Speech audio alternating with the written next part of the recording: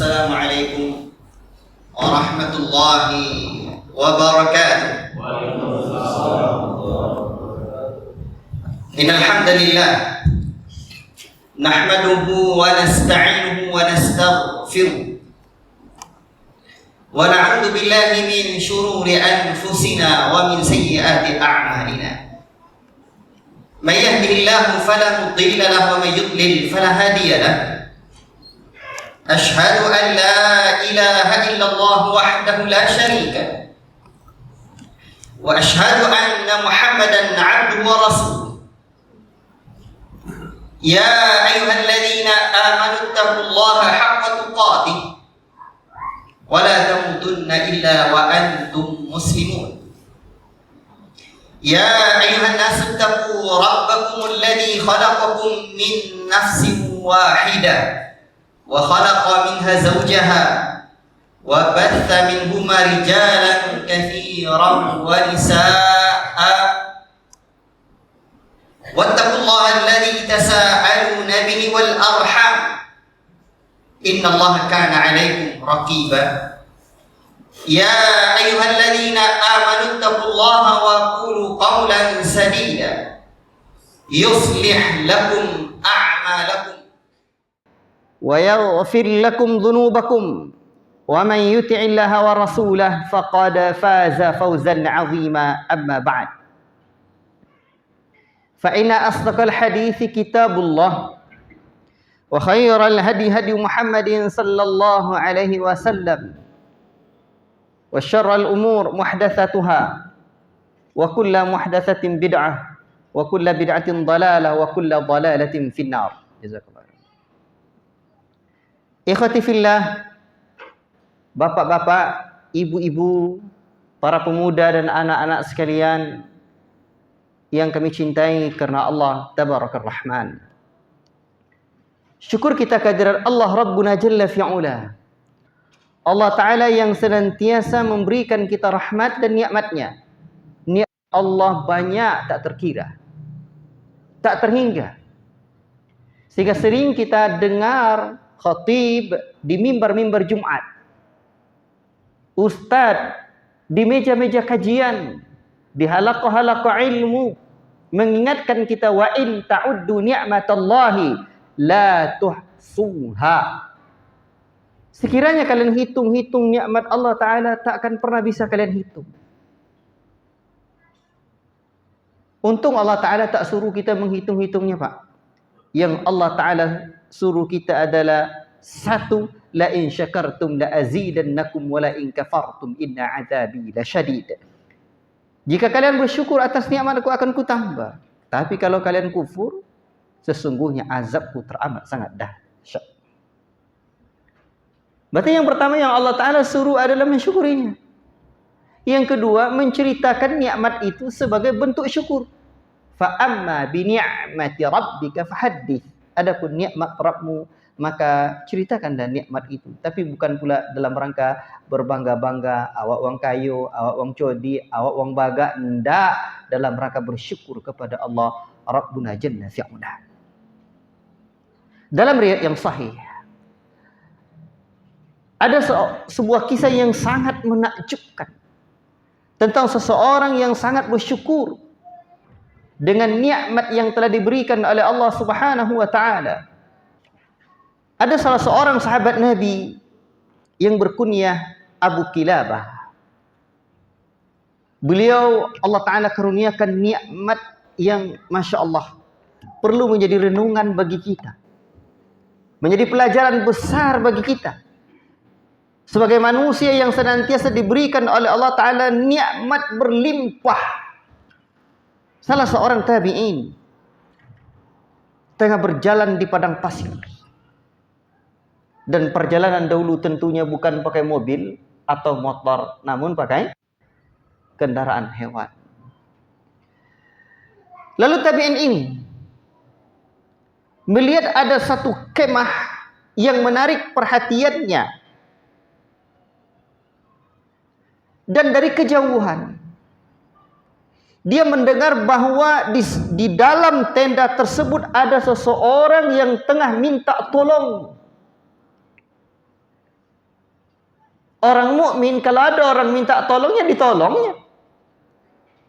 Wallahu fi auni al-'abdi ma kan al-'abdu fi auni akhihi. Itu prinsip seorang mukmin. Allah senantiasa menolong hambanya selama hamba itu senantiasa atau menolong hamba-hambanya, menolong saudara-saudaranya. Maka begitu dia mendengarkan bahwa di dalam tenda tersebut ada suara seperti minta tolong, maka tergugahlah hatinya untuk mendekati ke tenda tersebut. Lalu ternyata dia semakin dekat ke tenda tadi. Tapi ternyata di saat dia sudah mendekat dan terdengar dengan jelas, bukannya minta tolong, namun ada satu suara yang sungguh sangat mengagumkan yang berada di dalam tenda tersebut. Ada seorang hamba Allah Subhanahu wa ta'ala yang telah buntung kedua tangannya dan kedua kakinya. Itu buntung, Pak. Apa bahasa awak? Tak ada bertangan, tak ada berkaki leh. Putus. Kalau awak kau lengkap. Ajib. La ilaha illallah. Tapi dari lisannya terlahir satu ucapan yang tengah bermunajat, berdoa kepada Rabbnya. Allahumma auzi'ni an ahmadaka hamdan ukafi bihi syukran ni'matika allati an'amta biha alayya wa faddaltani ala kathirin min man khalaqta tafdila. Allahu akbar. Apa munajat hamba ini kepada Allah? Allahumma auzi'ni, ya Allah tunjuki aku an ahmadaka, agar saya bisa memujimu, hamdan ukafi, memujimu sehingga aku bisa menunaikan bihi syukra ni'matika, menunaikan nikmatmu yang telah engkau berikan, allati an'amta biha alayya, yang telah engkau berikan kepadaku. Ajib. Wa faddaltani, dan engkau telah lebihkan aku. Ini kalimatnya faddaltani, telah engkau karuniakan aku, telah engkau berikan aku kelebihan. Coba lihat, apa kelebihannya? Dengan segala keterbatasan fisiknya, dia masih bisa mengatakan seperti itu. Ajib. Allahu akbar. Allahu akbar. Ala kathirin man khalaqta tafdila. Kebanyakan dari makhluk atau orang-orang yang telah engkau ciptakan. Ajib. Luar biasa. Tidak punya tangan, tidak punya kaki. Tapi dia merasakan bahwa dia memiliki keutamaan yang Allah Ta'ala berikan. Sehingga dalam munajatnya terdengar oleh tabi'in ini. Salah seorang tabi'in ini. Taib, Masya Allah. Tabi'in ini berkata, demi Allah, aku betul-betul akan mendatangi orang ini. Ini bukan orang sembarangan, ini orang yang luar biasa. Kenapa dia bisa mengatakan, mengucapkan doa yang seluar biasa ini, kalau bentuknya gagah, tubuhnya kuat, anggota tubuhnya juga lengkap, wajar. Allahu akbar. Luar biasa. Akhirnya sampailah tabi'in ini, dan dia bertanya kepada Abu Kilabah, aku mendengar engkau berkata, ya Allah, tunjuki aku agar aku bisa memujimu, sehingga aku bisa menunaikan rasa syukurku kepada atas nikmat-nikmat yang telah engkau anugerahkan kepada aku. Dan engkau sungguh telah melebihkan aku di atas kebanyakan makhluk yang telah engkau ciptakan. Ajib.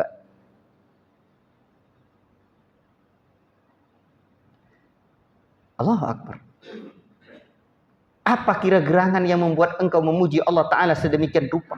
Kelebihan apa yang telah Allah anugerahkan kepadamu sehingga dirimu begitu mensyukuri nikmat Allah Ta'ala itu? Allahu Akbar. Luar biasa.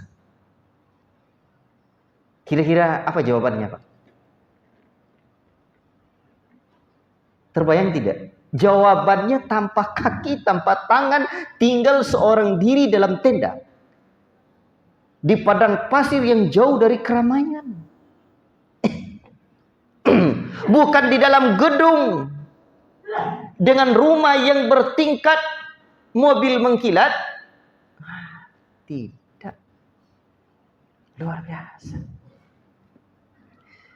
Apa jawabannya? Jawaban yang perlu kita tulis dengan tinta air mata. Kenapa tinta air mata, Ustaz? Karena tinta air mata adalah tinta yang sangat berharga di saat banyaknya kering mata manusia dari menangis takut dan harap kepada Rabb-Nya. Tidakkah engkau melihat yang telah dilakukan Rabbku kepadaku? Kata sosok Abu Kilabah ini. Ajib. Demi Allah, seandainya ia mengirim halilintar kepadaku sehingga membakar tubuhku, atau memerintahkan gunung-gunung untuk menindihku sehingga menghancurkan tubuhku, la ilaha illallah, atau menenggelamkan laut atau memerintahkan laut untuk menenggelamkanku, atau memerintahkan bumi untuk menelan tubuhku, maka tidaklah semua itu kecuali semakin membuat aku bersyukur kepadanya, karena ia telah memberikan kenikmatan kepadaku berupa lidahku ini. Ajib. La ilaha illallah.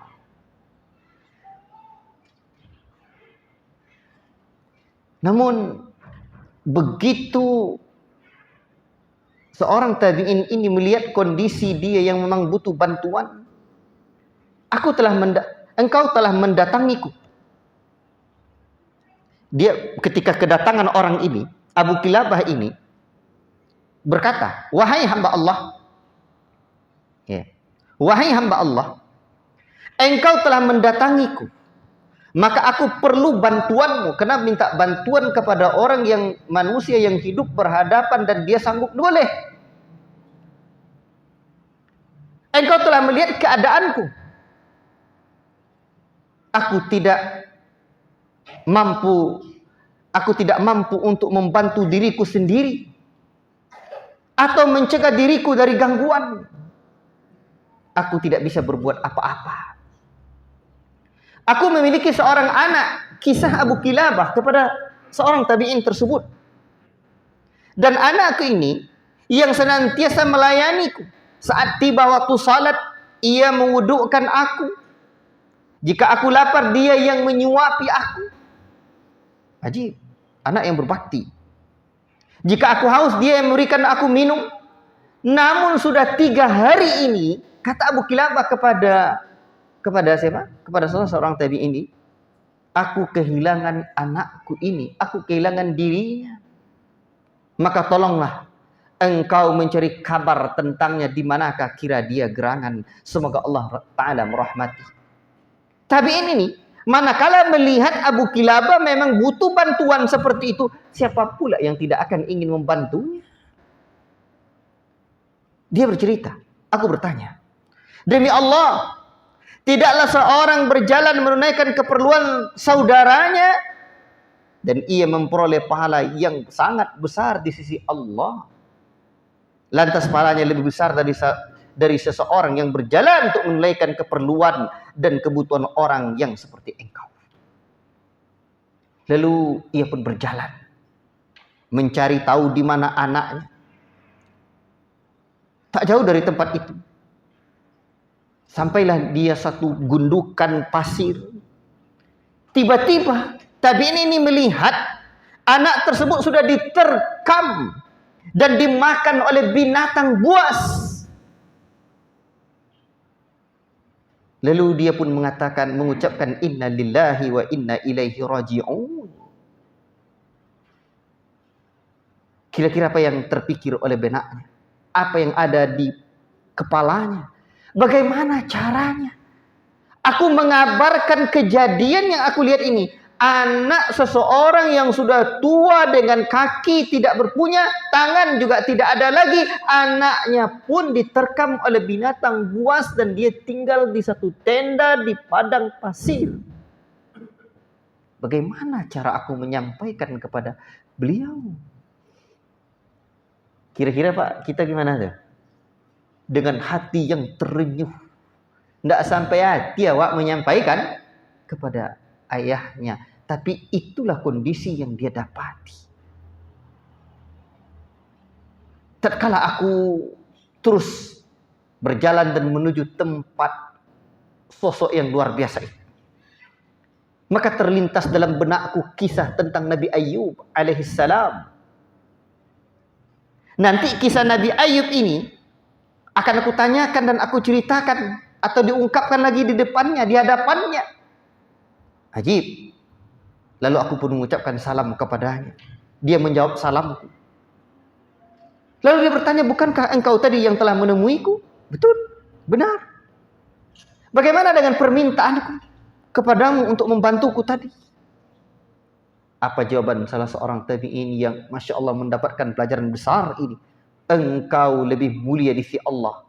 Aku pun bertanya padanya, engkau yang lebih mulia di sisi Allah ataukah Nabi Ayub alaihissalam? Ini kisah Pak. Jadi ketika ada kisah dalam diri kita, dan itu pula yang diterapkan oleh tabi'in ini untuk memotivasi bapaan. Ajib. Namun sebaliknya dia nanti yang malah justru mendapatkan motivasi. Seperti itulah kita. Seringkali kita mendapatkan seseorang yang menemui musibah dan ujian dalam hidupnya. Kita berkisah tentang orang-orang saleh yang terdahulu pernah mengalami hal yang sama. Di saat kita ceritakan kepadanya, justru ketika kita dapati dia lebih kuat imannya, malah iman kita yang makin bertambah. Ajib. Dan memang kisah jundun min junudillah, satu tentara dari tentara-tentara Allah. Kalau kita punya kisah yang terekam di pikiran kita, yang terkandung dalam hati kita, di saat itu ada semangat dalam diri. Ada penjagaan dalam hati, sebagaimana seorang tentara yang senantiasa menjaga keamanan. Lalu Abu Kilabah menjawab, tentulah Nabi Ayub alaihissalam yang lebih mulia, bukan dirinya. Sahih. Aku pun bertanya, tahukah engkau cobaan yang diberikan oleh Allah Ta'ala kepada Ayub alaihissalam? Bukankah Allah Ta'ala telah mengujinya dengan hartanya, dengan keluarganya, serta anaknya? Nabi Ayub kehilangan hartanya, kehilangan keluarganya, kehilangan anaknya. Lalu Abu Kilabah menjawab, tentu aku tahu. Aku bertanya lagi, bagaimana sikap Nabi Ayub dengan cobaan tersebut? Ajib. Lalu dia berkata, Nabi Ayub bersabar, bersyukur, dan memuji Allah Subhanahu wa Ta'ala. Lalu apa kata tabi'in ini? Dia cerdas juga. Tidak hanya itu. Bahkan ia dijauhi oleh karib kerabatnya dan sahabat-sahabatnya. Bayangkan, Nabi Ayub alaihissalam sudah diberikan oleh Allah Ta'ala penyakit. Dengan segala hikmahnya Allah, kehilangan hartanya, dijauhi oleh keluarganya, wafat pula anak-anaknya. Ajib. Abu Kilabah mendengar karena itu benar. Bagaimana sikapnya?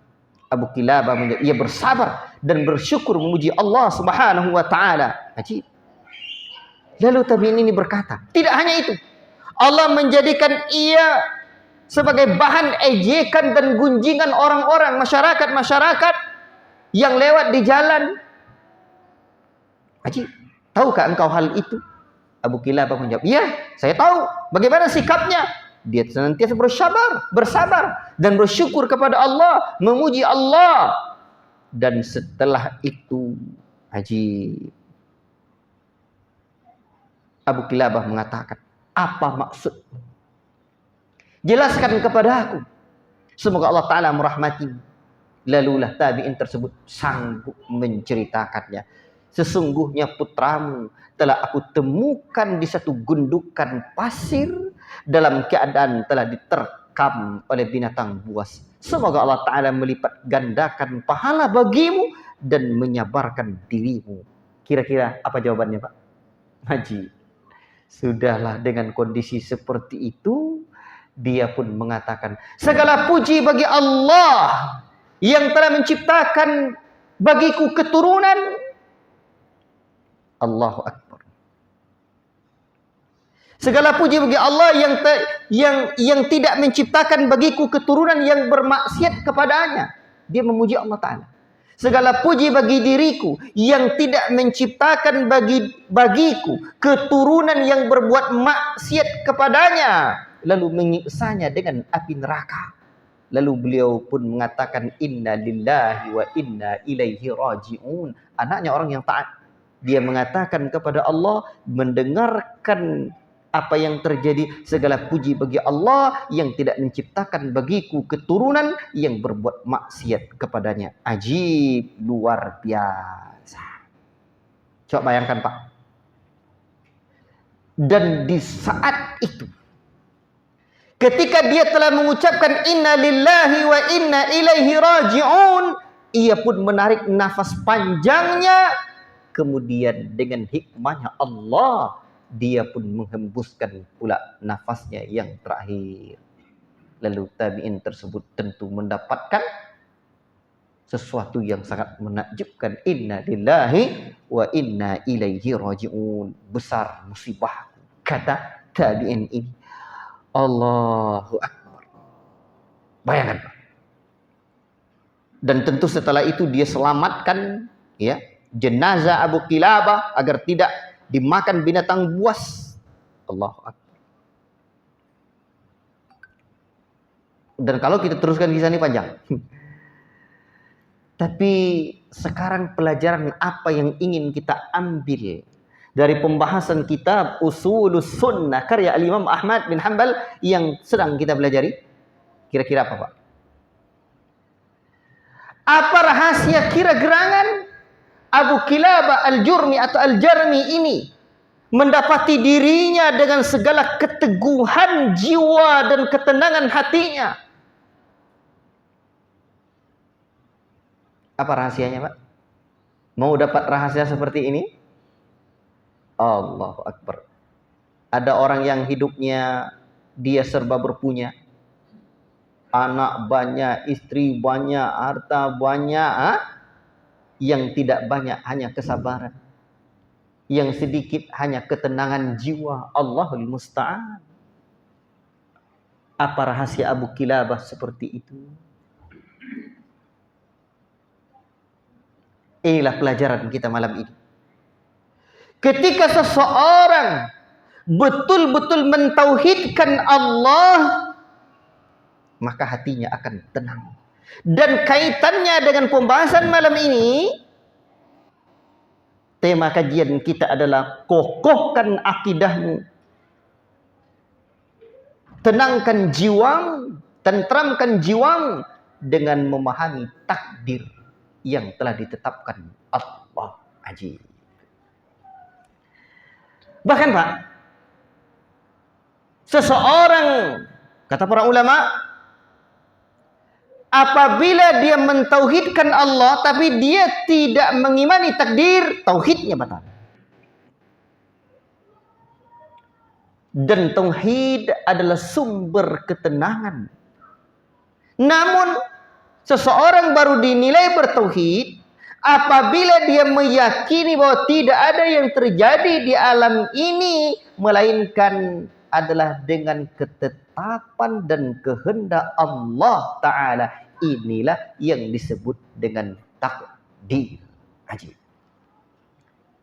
Berarti Abu Kilabah radhiyallahu ta'ala anhu mendapatkan ketenangan setenang itu.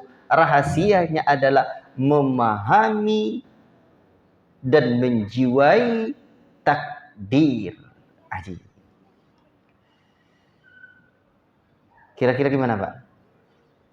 Orang kalau sudah mendalami dan menjiwai takdir, jiwanya akan tenang.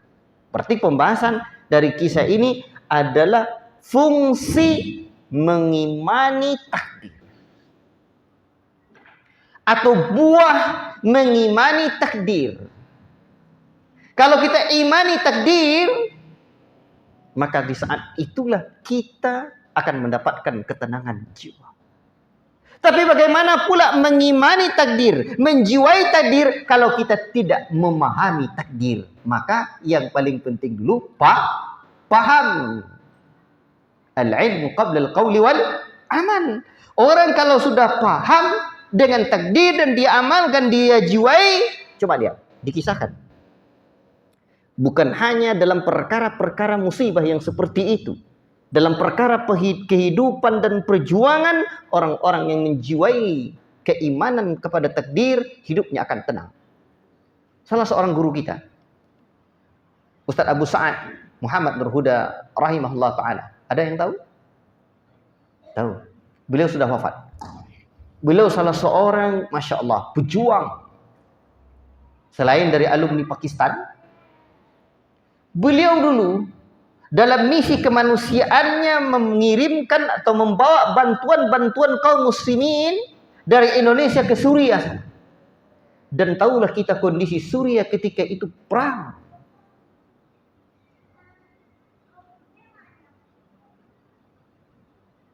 Peluru bisa saja mengenai dadanya. Bahkan bom bisa saja menghancurkan tubuhnya. Tahukah kita apa rahasia beliau setenang itu dan tidak ada urat takutnya? Seakan tidak ada urat takutnya. Satu waktu dikisahkan Ustaz Muhammad Nur Huda ini duduk di satu tempat, beliau gelisah dan beliau beranjak. Tidak lama setelah itu datang dan meledaklah bom di tempat yang dia tadinya duduk. Ajib. Dan beliau selalu berkata, setiap peluru sudah ada takdirnya mengenai siapa. Ajib. Setiap peluru sudah ada takdirnya mengenai siapa.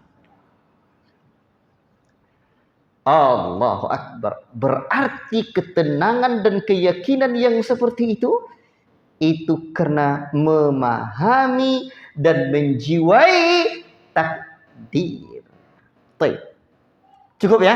Ini buah mengimani takdir. Berarti pembahasan kita adalah buah memahami takdir. Membuat seseorang tentram jiwanya, kokoh akidahnya. Baik. Sekarang mari kita pahami apa itu takdir. Agar membuahkan ketenangan dalam diri kita. Takdir, kita sudah sebut pada pembahasan yang lalu, bahwa ada qada dan ada qadar. Ketika para ulama menjelaskan kepada kita tentang rukun iman yang keenam ini, yang sering membuat orang dalam praktek nyata kehidupannya seakan tidak mengimaninya. Berlepas dari takdir. Keyakinan terhadap takdir, dia lepas dari itu. Apa sebab? Sebab seringkali ranah akal bermain. Karena kadang tidak mungkin rasanya, tidak terima rasanya. Akhirnya apa? Akal kita membuat kita tersesat. Tidak kembali kepada takdir Allah Subhanahu wa ta'ala.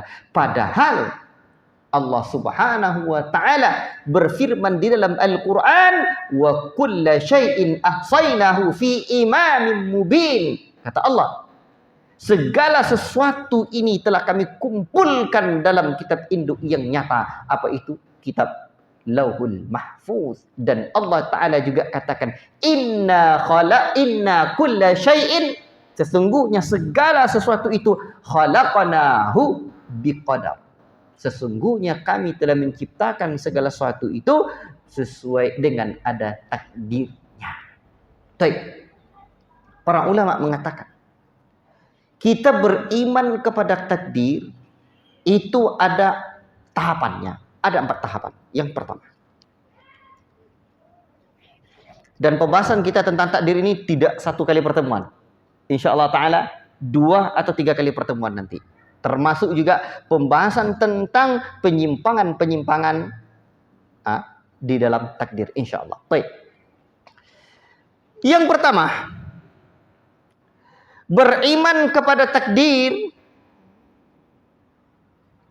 kita mengetahui atau mengimani bahwa Allah Ta'ala telah mengilmui atau mengetahui segala sesuatu ini sebelum diciptakan. Kita meyakini di dalam hati bahwa segala sesuatu yang ada di alam ini sekarang itu telah diketahui oleh Allah Subhanahu wa taala sebelum alam ini ada. Dan di sini ada kata kunci, Pak. Kata kuncinya Allah mengetahui, berarti mengetahui. Jadi Allah Ta'ala sudah tahu. Allah Ta'ala sudah tahu apa yang akan terjadi di alam ini, segala sesuatunya. Ajib. Allah Ta'ala, wallahu bikulli syai'in alim. Segala sesuatu itu Allah Ta'ala sudah ketahui. Baik yang secara umum ataupun yang secara detail. Kapan kita hidup, kapan kita lahir. Secara umum bagaimana? Secara umum kita lahir tahun 80-an. Secara detail bagaimana? Si fulan lahir pada bulan Februari tanggal 12 1900 sekian. Allah Ta'ala sudah mengetahui persis pas dengan jam dan detik-detiknya. Semua yang ada di alam ini. Ini azan, silakan dulu. Azan, tafadhal. Baik, ayyuhal ikhwah, barakallahu fikum. Beriman kepada takdir berarti beriman kepada ketetapan Allah Subhanahu wa taala, baik yang buruk ataupun yang baik. Allah Subhanahu wa taala telah menetapkan segala sesuatu yang telah terjadi, akan terjadi. Ada yang baik dan ada yang buruk. Inilah yang disebut dengan beriman kepada takdir. Kita imani itu. Ketika Nabi SAW menyebutkan la yu'minu abdun hatta yu'mina bil qadari khairihi wa syarrihi, tidaklah seseorang itu beriman, dianggap dia tidaklah beriman sampai dia betul-betul beriman kepada takdir baik dan buruknya. Dan takdir semua makhluk ini Allah Subhanahu wa taala sudah tetapkan sebelum alam ini ada. Bukan manusia ada. Bukan sebelum manusia ada, tapi sebelum alam ini ada. Makhluk sebelum manusia ini banyak. Sebelum kita diciptakan ini siapa diciptakan? Sebelum kita ini orang tua kita, kemudian nenek moyang kita, sampai ke Nabi Adam alaihissalam. Berapa banyak keturunan sampai ke Nabi Adam. Dan sebelum Nabi Adam ada makhluk yang menghuni bumi ini bernama jin. Ajib. Sebelum ada makhluk yang menghuni bumi ini, dijelaskan oleh Al-Imam Ibn Katsir dalam Al-Bidayah wa Nihayah, luar biasa. Pertama kali diciptakan makhluk yang pertama diciptakan oleh Allah Subhanahu wa taala. Ternyata sebelum jin diciptakan, ya, Allah Ta'ala ciptakan langit, kemudian Allah Ta'ala ciptakan bumi ini. Lebih duluan langit baru bumi. Setelah Allah Ta'ala ciptakan langit, Allah Ta'ala ciptakan bumi, baru setelah itu Allah Ta'ala ciptakan tumbuh-tumbuhan dan makhluk yang ada di alam ini. Sebelum itu ada lagi makhluk Allah Subhanahu wa taala. Di atas langit sana ada makhluk lagi. Para malaikat-malaikatnya yang luar biasa. Tidaklah lewat dari 4 jari, dalam satu riwayat 2 jari, melainkan ada malaikat yang sujud atau berdiri yang sedang beribadah kepada Allah Rabbul Alamin. Wajar langit itu berdiri-diri. Luar biasa. Dan di atas langit itu ada makhluk lagi.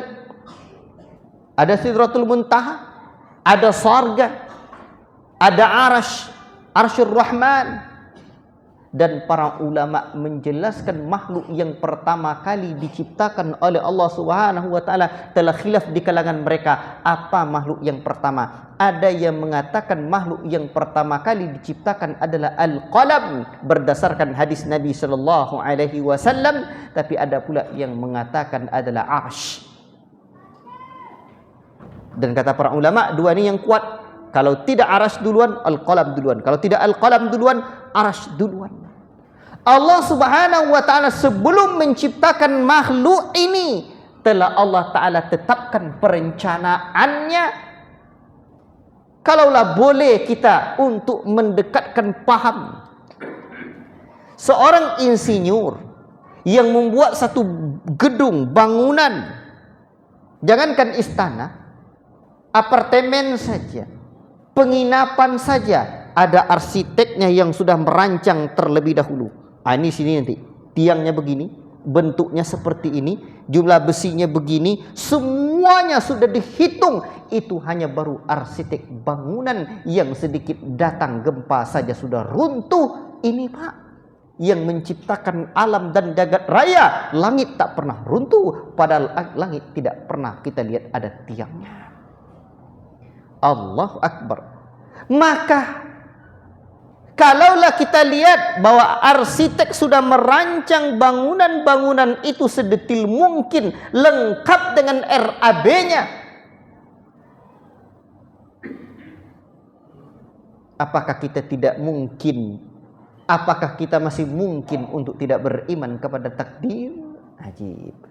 Maka tahapan mengimani takdir yang pertama adalah mengimani bahwa Allah Ta'ala sudah tahu apa yang akan terjadi di kalangan makhluk ini semuanya sebelum alam ini ada. Bukan kita, alam.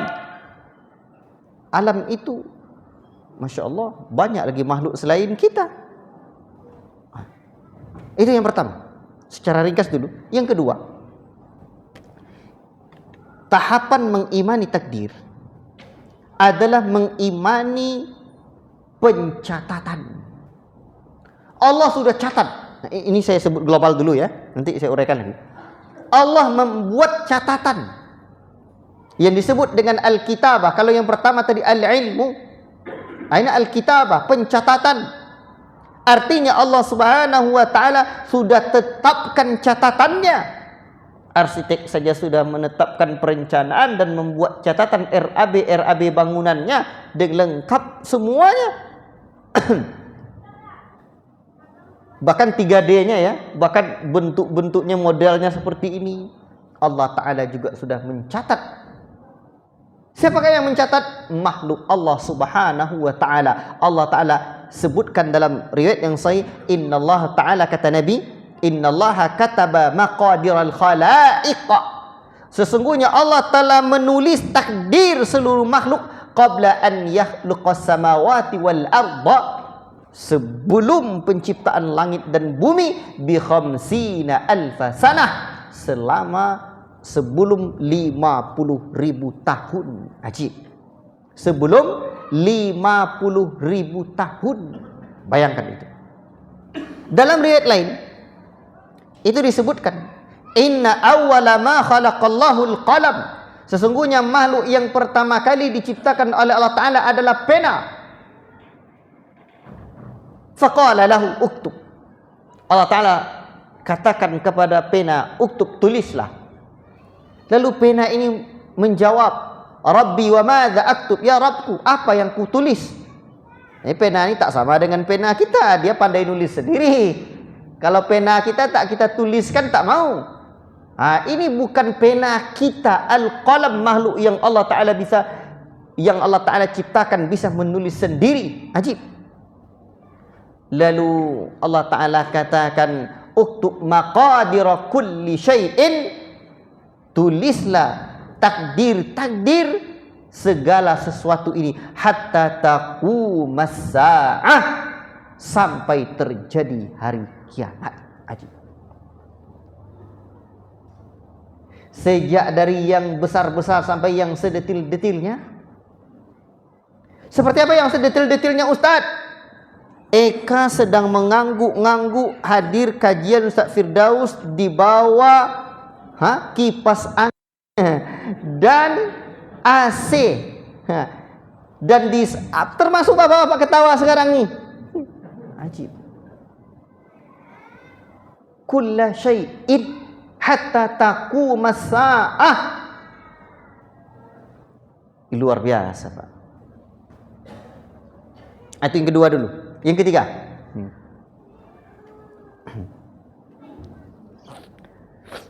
Yang disebut dengan tahapan al-masyiah, kehendak.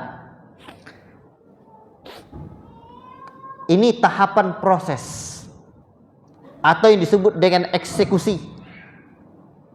Bahwa ketika Allah Ta'ala sudah mengetahui apa yang ia rencanakan, Allah Ta'ala sudah suruh tulis kepada al-qalam takdir semua makhluk. Akhirnya apa? Allah Ta'ala ciptakan yang baik dan buruk itu semuanya dengan kehendak Allah. Dengan kehendak Allah. Baik. Tahapan yang ketiga. Nanti saya terangkan lagi. Yang keempat. Tahapan yang keempat yang disebut dengan al-khalqu, penciptaan. Kalau tadi baru kehendak. Yang keempat ini adalah al-khalqu, penciptaan. Wallahu khalaqakum wa ma ta'malun. Allah yang telah menciptakan kamu dan apapun yang kamu perbuat. Baik. Nah, ini perlu rincian. Ikhwati fillah, barakallahu fikum. Kita kembali kepada al-ilm. Dan di sini perlu kita renungi, kita jiwai, kita resapi agar hadir keimanan dalam hati tersebut. Kalau tidak, di sinilah kita sulit memahami tentang takdir. Ketenangan jiwa tidak ada. Ikhwati fillah, barakallahu fikum. Allah Subhanahu wa taala telah mengetahui apapun yang akan terjadi, Pak. Tidak ada satu pun yang tidak diketahui oleh Allah Ta'ala yang akan terjadi dari semua makhluknya. Sejak makhluk yang pertama diciptakan oleh Allah Ta'ala sampai nanti makhluk terakhir menjelang hari kiamat. Itu sudah Allah Ta'ala ciptakan. Hatta taqumas sa'ah, sampai tegak hari kiamat. Sampai terjadi hari kiamat. Baik secara umum dan juga secara detail, tidak ada yang tidak diketahui oleh Allah Subhanahu wa taala. Tak ada. Kalau Allah atau ada satu Tuhan yang disebutkan bahwa Tuhan itu tidak tahu sampai sedetil-detilnya, berarti dia belum Tuhan. Ajib. Pengetahuan Allah itu luar biasa. Sampai Allah Subhanahu wa taala sebutkan bagaimana pengetahuannya tentang daun. Dedaunan ini, Pak, adakah di antara kita yang tahu berapa banyak daun yang ada? Kok pohon apa ya dosikonya? Hah? Itu yang depan tuh kayu apa? Hah? Ketapang. Ketapang namanya. Ada enggak yang tahu? Jangankan ketapang, Pak, bunga bonsai saja, bunga saja kita enggak bisa tahu berapa jumlah daunnya. Bayangkan. Sementara Allah Subhanahu wa taala tahu jumlah daun yang sudah jatuh. Dan Allah Ta'ala tidak hanya tahu jumlah daun yang sudah jatuh, tapi juga Allah Ta'ala tahu jumlah daun yang sudah hancur. Dan jumlah daun yang masih hijau di dahannya. Serta jumlah daun yang sudah menguning. Ada lagi tidak yang Allah Ta'ala ketahui berkaitan dengan daun ini? Serta jumlah daun yang akan tumbuh sampai pohon itu mati. Ajib. Dan Allah Ta'ala abadikan hal ini Pengetahuannya yang mendetil hal ini dalam Al-Quran. Wa indahu, di sisi Allah Ta'ala lah, mafatihul ghaibi, pengetahuan yang gaib, kunci-kunci yang gaib, la ya'lamuha illa huwa, tidak ada yang mengetahuinya melainkan Allah Ta'ala. Wa ya'lam ma fil barri wal bahri, Allah Ta'ala mengetahui apa yang ada di darat dan di lautan. Di laut itu apa? La ilaha illallah. Lihatlah makhluk-makhluk Allah Ta'ala yang ada di lautan. Dan bumi ini lebih banyak lautannya daripada daratannya. Allah Ta'ala tahu, Pak. Kadang kalau kita sore, Pak, cobalah berdiri di kala senja, tengok di sana ada awan yang tengah menggumpal-gumpal. Ya. Apa kira gerangan makhluk yang ada di atas awan itu? Bagaimana dan siapa pula makhluk yang ada di bawah awan itu sampai ke bumi? Allah Ta'ala tahu. Wa ma tasqutu min waraqatin, tidak ada satu daun pun yang jatuh illa ya'lamuha, melainkan Allah Ta'ala mengetahuinya. Wala habbatin fi dhulumatil ardi, tidak ada satu biji pun, satu benda kecil pun di kegelapan bumi yang paling dasar. Wala ratbin wala yabisin, tidak pula satu benda yang hidup ataupun benda mati, illa fi kitabim mubin, melainkan jelas ada dalam kitab Allah Ta'ala. Ajib. Allah Ta'ala mengetahui, tidak ada yang tidak diketahui oleh Allah Subhanahu wa Ta'ala, sedetil-detilnya, Pak. Dan kita tidak tahu apa yang akan terjadi nanti malam. Jangankan besok pagi, nanti malam kita tidak tahu. Apa yang terjadi setelah ini kita tidak tahu. Tadi kami dapat kabar salah seorang dokter, orang baik di Lubuk Linggau sana, baru umur 36 tahun, punya rumah sakit, dokter, punya travel, orang baik, dermawan, kemarin sakit jantung dan tiba-tiba tadi pagi subuh dikabarkan meninggal. Allah Ta'ala. Kita tidak tahu apa yang terjadi esok hari. Tapi Allah Ta'ala sudah tahu. Tidak ada yang tidak Allah tidak tahu. Sedetil-detilnya si fulan pindah dari Sumbar secara umum tahun 2026, pindah dari Sumbar ke Riau. Dan yang detilnya pada tanggal ini, bulan ini, di jam ini, di saat kondisinya seperti ini, di saat begini dan begitu, nanti disambut oleh orang ini, sedetil-detilnya Allah tahu. Itulah yang disebut dengan beriman kepada takdir dalam tahapan ilmu Allah Subhanahu wa Ta'ala. Tidak ada yang tidak diketahui Allah Ta'ala. Itu yang harus kita yakini. Dan inilah yang ditolak oleh firqah-firqah dhallah itu, kelompok-kelompok yang menyimpang.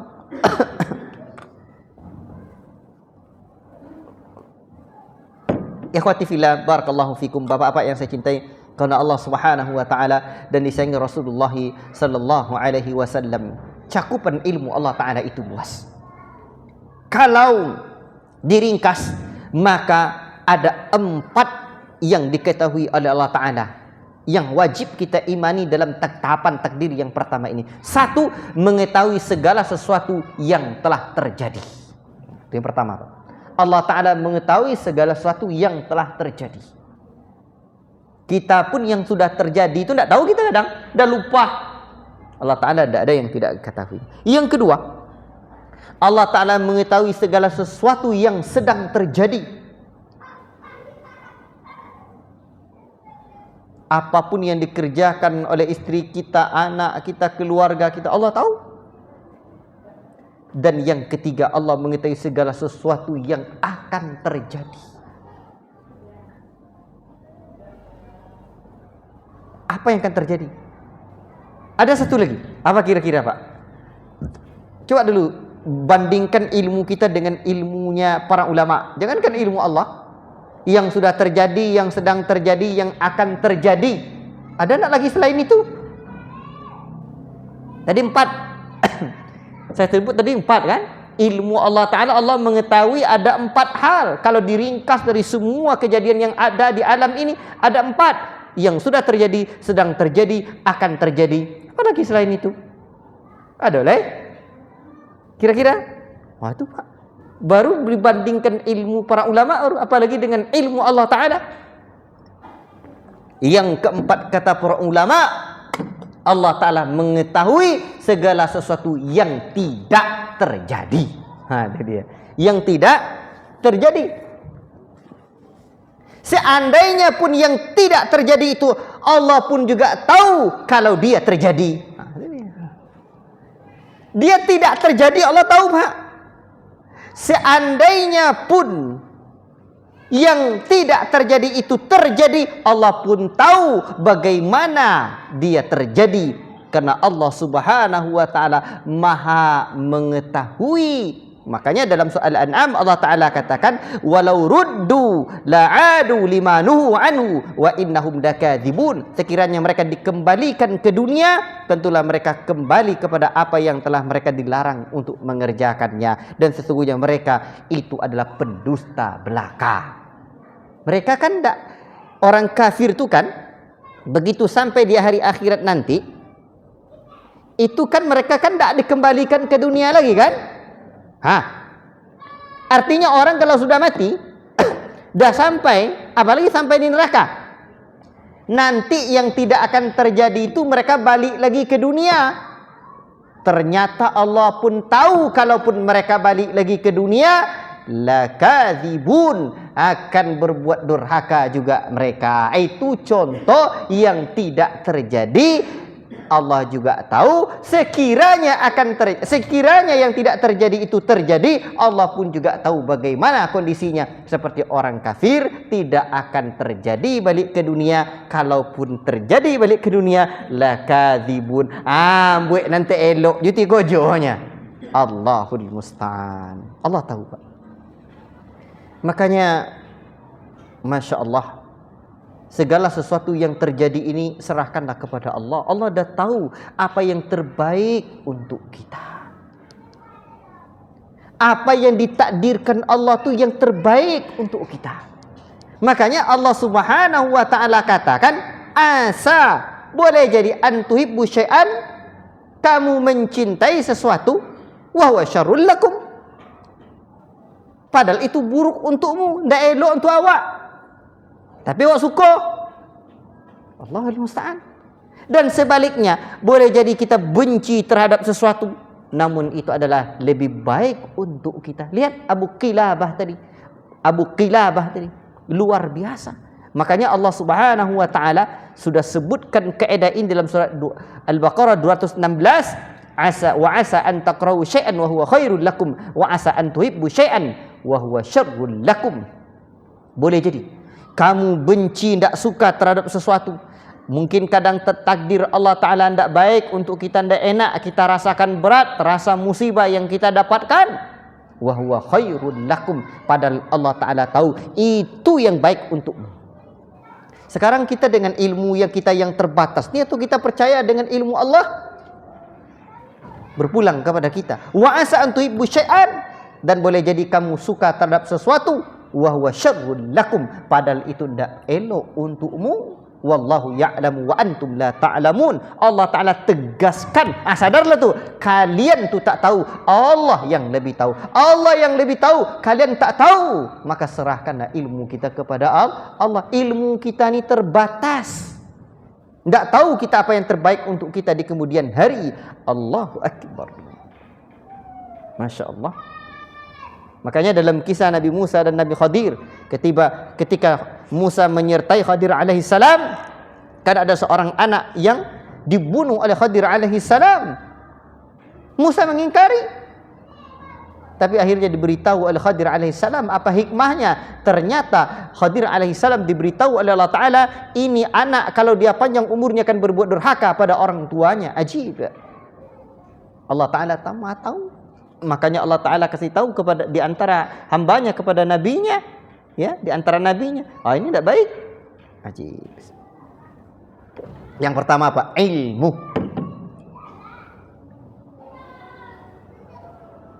Sudah masuk waktunya. Sebentar ya, sabar Pak. 4 hal itu Pak. Yang kedua, pencatatan. Dicatat. Tidak ada yang dicatat oleh Allah Ta'ala. Menunjukkan ilmu Allah Ta'ala itu luas Pak. Itu luar biasa. Tidak ada di antara manusia ini yang sanggup detilkan kegiatan dan pekerjaan sehari-harinya sedetil-detil mungkin. Ustaz, saya punya jadwal kegiatan, Ustaz, jadwal harian. Berapa halaman lah jadwal harian kita buat. Sejak bangun tidur, pukul berapa bangunnya? Hah? Itu pas tuh. Kalau orang ngaji itu begitu bangunnya. Taib. Sebab bangun paling lambat orang mukmin itu azan subuh yang pertama. Karena fungsi azan subuh yang pertama itu membangunkan orang yang tidur dan menyuruh istirahat sejenak orang yang sudah qiyamul lail sejak tengah malam. Itu fungsinya. Jadi sejak mulai bangun tu sampai kita tidur lagi, tidak mampu kita mendetilkan apa pekerjaan kita. Karena kita tidak tahu. Dan Allah Ta'ala tahu sejak alam diciptakan sampai alam ini berakhir. Allah Ta'ala tahu sedetil-detilnya apa pekerjaan Robi setelah ini. Setelah ini dia pulang. Dalam perjalanan nanti jumpa nih. Ini begini. Allah Ta'ala sudah detilkan takdir jodoh kita. Oh, si fulan nanti mendapatkan jodoh di saat hadir kajian di Masjid Imam Syafi'i. Ternyata yang ahwat di belakang juga hadir, yang ikhwannya juga hadir.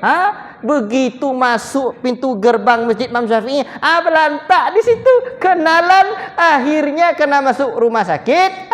Berjodoh. Allah Ta'ala sudah tahu sedetil-detilnya. Dah tahu Allah Ta'ala. Tidak ada yang tidak Allah Ta'ala ketahui. Dan kita tidak tahu Pak takdir hidup kita. Al-masyiah. Yang kedua al-kitabah, pencatatan. Adalah catat tu. Adalah catat, tidak tahu kita. Dan kita manusia ni fana. Yang kekal abadi itu hanya Allah Ta'ala. Makanya nanti kalau ketika kita Allah Ta'ala uji, walanabluwannakum bisyai'im minal khaufi wal ju'i wa naqsi minal amwali. Allah Ta'ala uji manusia ini dengan kekurangan harta, kehilangan jiwa, keluarga kita yang meninggal, meninggal pamannya anak dia. Manusia ini memang fana. Atau meninggal istrinya drop langsung, patah hati langsung, tidak ada semangat hidup lagi. Allah Ta'ala dah sebutkan bahwa manusia ini fana, yang kekal hanya Allah Ta'ala. Boleh jadi Allah Ta'ala inginkan yang terbaik untuk suami kita yang meninggal. Oh, Allah Ta'ala sayang sama dia. Mungkin yang Allah Ta'ala inginkan adalah seperti siapa? Ummu Salamah yang ketika wafatnya Abu Salamah, dia berdoa. Apa doa dapat musibah Pak? Allah ma'jur fi musibati wa khlif khairan minhu atau minha. Ya Allah, beri aku pahala atas musibah yang Kau berikan kepada aku dan ganti aku yang lebih baik. Ummu Salamah pikir, siapa pula yang lebih baik dari Abu Salamah? Karena Abu Salamah orangnya elok. Itu Pak, kalau sahabat Nabi, kalau meninggal lakinya, berpikir dia, siapa yang lebih baik dari laki awak ni katanya. Jangan sampai istri kita, alhamdulillah, mudah-mudahan, dia berpikir siapa yang lebih baik dari dia, dan ternyata Allah Ta'ala ganti yang lebih baik dari dia. Siapa yang melamar Abu Salamah? Ummu Salamah? Rasulullah sallallahu alaihi wasallam. Ajib. Makanya, tapi kalau di kampung kita kan orang dah tahu. Kalau ada tapi kalau laki-laki kuat kali nangis-nangisnya, merenung-merenungnya waktu istri meninggal dunia, itu cepat punya bini lagi nanti itu. Tapi itu takdir Allah Ta'ala juga. Ya. Allah Ta'ala punya ketetapan, kita tidak tahu. Makanya kalau terjadi pada diri kita yang seperti itu, ingat, yang abadi hanya Allah. Bahkan diri kita yang tengah bersedih juga tidak abadi. Yang abadi hanya Allah. Akan fana, akan hancur, akan binasa. Kembalikan kepada Allah. Ketetapan Allah itu indah, insyaAllah. Terbaik untuk yang telah mendahului kita, terbaik pula untuk kita yang ditinggalkannya. Tinggal kita bagaimana menata hati untuk hidup ini biar tenang dan damai. Ala bidzikrillah tatma'innul qulub. Ketahuilah dengan berzikir kepada Allah. Berzikir pada Allah itu tidak cukup hanya ingat-ingat Allah saja. Astagfirullah cukup. Berzikir mengingat kebesaran Allah. Salah satu kebesaran Allah adalah ketetapan takdir ini adalah indah dan baik untuk kita. Baik, ketetapan Allah Ta'ala sudah catat. Jadi pencatatannya sudah ada dalam satu kitab yang besar namanya Lauhul Mahfuz. Allahu Akbar. Baik, karena keterbatasan waktu, Pak. Ya, di mana Allah Ta'ala sudah sebutkan ma asaba min musibatin fil ardi wala fi anfusikum illa fi kitabim min qabli an nabra'aha. Allah Ta'ala katakan dalam surah Al-Hadid, tidak ada satu pun bencana yang menimpa di bumi ini, tidak pula pada dirimu, melainkan sudah kami tulis sebelum kami menciptakannya. Dan ditulis Allah Ta'ala detil-detil. Allahu Akbar. Ikhwati fillah, barakallahu fikum. Tahapan yang ketiga namanya al-masyi'ah, kehendak. Kehendak Allah Ta'ala ini, ada yang Allah Ta'ala kehendaki nampaknya baik, ada yang Allah Ta'ala kehendaki nampaknya buruk, padahal semuanya baik saja. Maka untuk itu para ulama membagi dua, bahwa sesuatu yang dikehendaki Allah Ta'ala itu terbagi dua. Satu disebut dengan muradan li dzatihi, dikehendaki karena memang itulah langsung yang dikehendaki Allah. Terjadi sesuatu itu memang itu yang dikehendaki Allah. Contoh, ya, Allah Ta'ala inginkan segala kebaikan, ya, di mana misalkan Allah Ta'ala ciptakan adanya sorga, adanya diturunkan Nabi, ya, memang Allah Ta'ala inginkan kebaikan adanya sorga tuh, karena memang sorga itu baik. Tapi ada yang kedua disebut dengan muradan li ghairihi. Itu namanya dikehendaki karena ada sesuatu di balik sesuatu itu yang dikehendaki Allah. Apa itu? Adanya keburukan-keburukan. Allah Ta'ala mengkehendaki ada kebaikan di sebalik diciptakannya keburukan itu. Diciptakannya neraka agar orang takut neraka. Itu yang dikehendaki Allah. Diciptakannya syaitan, iblis dengan bala tentaranya tersebut agar manusia ini tidak terjerumus dalam godaan syaitan. Ya. Jadi ada yang Allah Ta'ala ciptakan segala sesuatu itu, tetapi ada kebaikan di sebalik itu yang Allah Ta'ala inginkan. Itulah disebut dengan al-masyi'ah. Al-masyi'ah, kehendak Allah Subhanahu wa Ta'ala. Adanya iblis, Allah ingin menguji manusia. Kemudian dengan adanya godaan iblis terhadap Nabi Adam dan Hawa alaihi wassalam, manusia hidup di bumi. Ajib. Nah, itu semuanya punya hikmah. Namun kadang kita tidak tahu hikmah-hikmah kehendak Allah Ta'ala itu. Ini Allah inginkan, kita tidak tahu kadang. Makanya kita tidak boleh berdalil dengan hikmah. Kita cukup percaya bahwa Allah Subhanahu Wa Ta'ala memiliki hikmah atas semua yang terjadi itu. Taib. Dan kita tidak perlu bertanya, karena la yus'alu amma yaf'alu wa hum yus'alun. Allah tak perlu ditanya, dan mereka lah manusia ini yang akan ditanya di hari akhirat kelak. Baik, ikhwati fillah, barakallahu fikum. Pada pertemuan yang akan datang kita lanjutkan juga ada kaedah-kaedahnya. Kemudian yang keempat, kita ringkas lagi. Yang keempat, itu yang disebut dengan al-khalqu, penciptaan. Allah menciptakan segala sesuatu itu dengan kehendaknya, bahwa apa yang nampak dan terjadi sekarang ini adalah kehendak Allah Ta'ala. Wallahu khalaqakum wa ma ta'malun. Allah yang menciptakan kamu dan apapun yang kamu perbuat. Ya. Tapi nanti ada pembahasan insyaAllah Ta'ala, apakah kita ini seperti seperti debu yang berterbangan saja, kemana angin mengarah ke situ kita mengarah.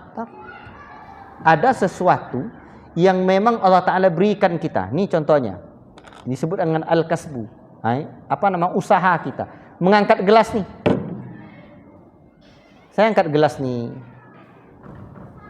Yang mengangkat saya, tapi yang menciptakan Allah. Makanya kita tidak boleh berlepas tangan. Ya. Tidak boleh tidak berusaha. Udahlah, kalau saya nanti Allah Ta'ala memang punya jodoh, kalau Allah Ta'ala datangkan, tapi tak cari-cari jodoh, tak bisa. InsyaAllah Ta'ala pada pertemuan yang akan datang kita bahas khulasatul kalam. Pada pertemuan ini, ikhwati fillah, barakallahu fikum, mulailah coba direnungi bahwa segala sesuatu yang telah terjadi, sedang terjadi, akan terjadi, dan yang tidak terjadi Jika terjadi pun Allah Ta'ala tahu bagaimana dia terjadi. Semuanya telah ada dalam ilmu Allah. Dan semuanya telah dicatat oleh Allah Ta'ala sedetil-detilnya. Tak tahu kita. Si fulan tinggal di Jawa. Tiba-tiba dia pindah ke Riau. Tiba nanti takdir Allah dia pindah ke Kalimantan lagi. Tiba-tiba Allah Ta'ala takdirkan dia pindah lagi ke negeri yang lain. Kita tak tahu. Untuk itu, kita hanya tinggal beriman dan menjalani saja. Dan semua itu sudah dicatat. Ini bayangkan Pak. Sudah dicatat. Tidak ada yang tidak tercatat, satu pun tidak ada. Sedetil-detilnya.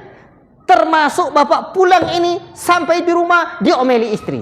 Wah. Makanya nanti kita tak boleh berdalil dengan takdir. Nanti diomeli istri disuruhnya beli gula, tak dibeli gula. Awak asyik cerita saja dengan kawan-kawan di kedai kopi, gula tak dibeli.